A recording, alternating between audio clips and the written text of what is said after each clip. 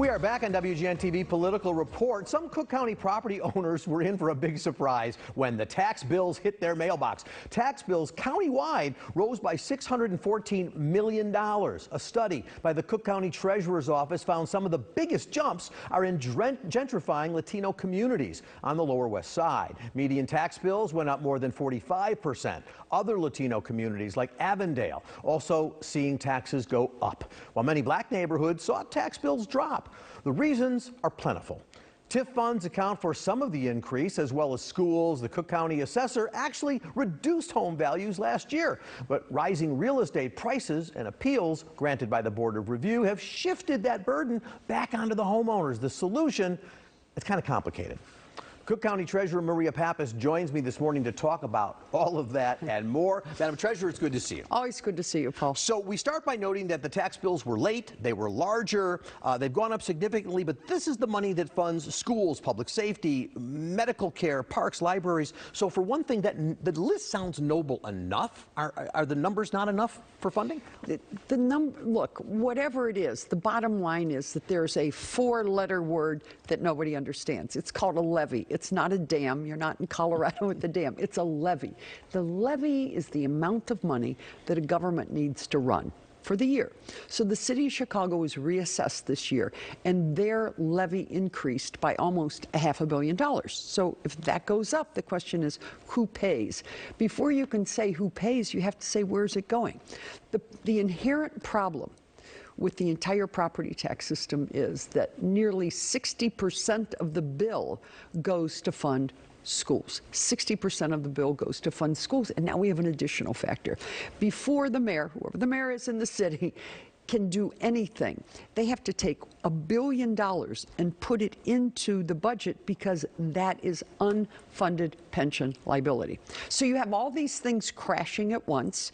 You have a new law in Springfield that's called the recapture law. Right. This isn't about getting people out of jail. It's about getting money back to districts, but no one really knows about it. This is a law that passed in the middle of the night. That's another $138 Right, meaning if people million. get some refunds, right, the government still wants it one way or another to operate. I do want to ask you, because you shared with me that the number of appeals that people file are amazing. So many in the commercial realm, 450,000 residential. I will say a lot of people assume I'm going to get my bill, and then, of course, we're going to fight it. Shouldn't the assessor and all the tax board be thinking about that? I'm the treasurer, okay? I send out the bills, all right? Think about this. You're the assessor. You're Fritz Kagi, and you send out all the assessments. And now, 500,000 people out of the 1.8 million pieces of property in Cook County come back and say, Fritz, you're wrong. And they go to the Board of Appeals, all right? If you were the assessor and that continued to happen on a yearly basis, which it does, wouldn't you say, what's wrong with this system that 500,000 people keep telling me every year that there's something wrong with what it is that I gave them? The theory is if they get it right, we shouldn't have to have all these appeals. Exactly. So you need to, I mean, it's amazing if you look at who benefits from this. Who do you think benefits from this? Tell me. If you come into the assessor's office and you say, my property is valued wrong, you need a lawyer to go up. That lawyer is going to get between 20 and 40% of what you save. So if you look at the list of law firms that are making money off of this, it's out of sight. Well, let me ask you, for folks who don't do that but can't afford to pay their taxes, or some say it's gone up so high I can pay part of it, what do you recommend? Should they pay what they can pay and deal with the rest? What happens when you don't pay your taxes? We are on our way to Springfield. Right now, there's a law that says if you can't pay, it's at 18% interest. We're in the process of reducing it to 9%. I took Hal Dardick and Todd Leidy away from the Tribune, and I created a think tank which is looking at the inequities in the property tax system. Biggest factor out there in the redlining study that Hal did and in the sale and air study that Leidy did was looking at the fact that there's like 100,000 pieces of property in Chicago that nobody wants.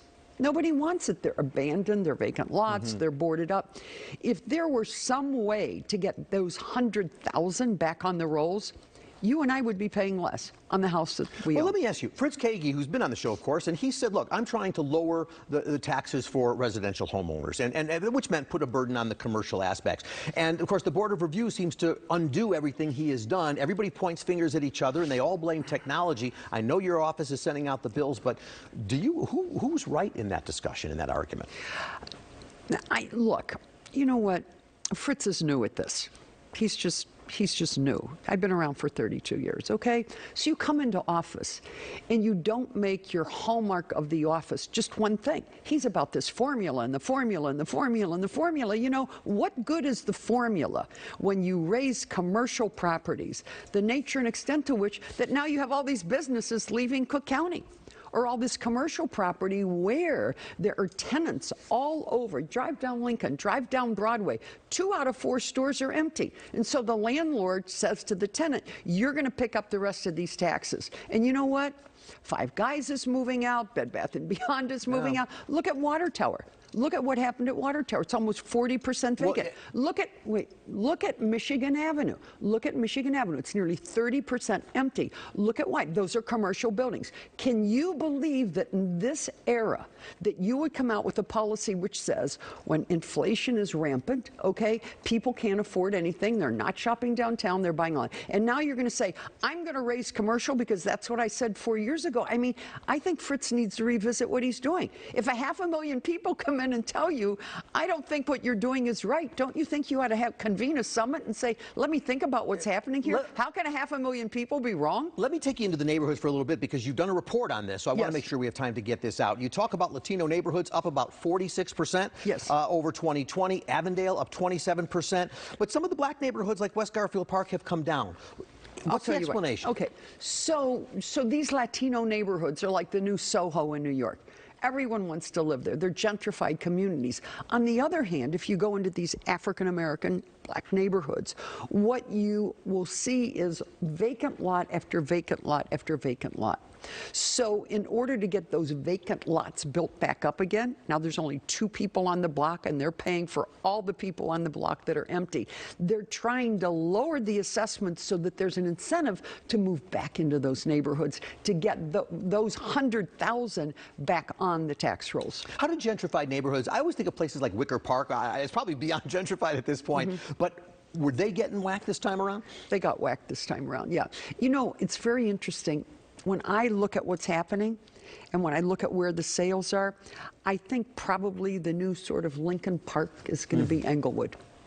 Really? Yeah. People, I can just see the sales moving into Englewood. Is there a connection between the property taxes going up and who it brings in or who it sends out or who it attracts? I think there's speculators everywhere. And I think that what they do is they take advantage of the system and try and get a deal and then flip the deal. Okay, very quickly, one last thing. The next tax bills, even though this was delayed by many, many months, apparently the next one's coming out kind of on time. We're going to have to pay it by March. A lot of people go, you're hitting me twice really fast. That's not true. I have news for you.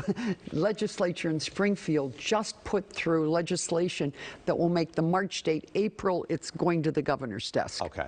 And the August bill will not be August 1st. That's going to be delayed too because I can't print the bills and get them out if I don't have numbers. There aren't any numbers. Thank you so much. Well, you clarified that for us. That's appreciate it. Cook County Treasurer Maria Pappas, thank you for your insights. Thank you. All right, we're going to take one more break. We'll be right back.